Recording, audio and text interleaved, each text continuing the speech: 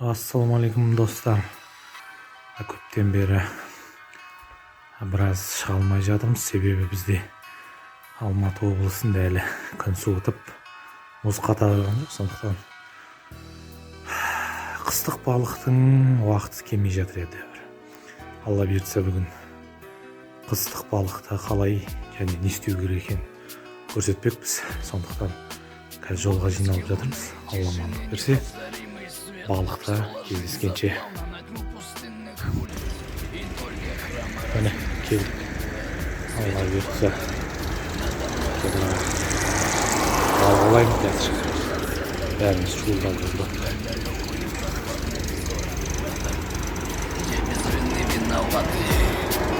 Без крови, без приговора закурю и в тишине прошепчу слова, те самые, которых никто не узнает, и заплачет душа, как будто вдова.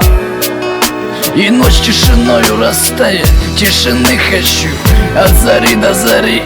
Купола пронзают небо колпак, тишина, и лишь где-то вдали слышится лай собак. Тишины хочу, тишины, в молчании с холодом, легким ветром вольно пролечу над крестами, покрытыми золотом. Тишины хочу, чтобы топлена тишины, и не жаль память стертую, чтобы осень листьями желтыми мне накрыла душу распростертую. Тишины хочу, тишины, в молчании с холодом, легким ветром вольно пролечу над крестами, покрытыми золотом.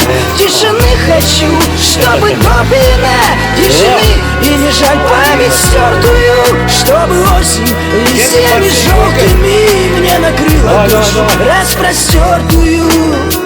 Небеса седые, прольют дождливым холодом. Тишины хочу, в молчании с колотом. Сердце стук бьется в ритм с поездом скорым, а в душе струны звенят гитарным перебором. Вольный ветер подул, листья с деревьев сбросив. Тишины хочу, чтоб светом осень сигаретный дым туманом вьется.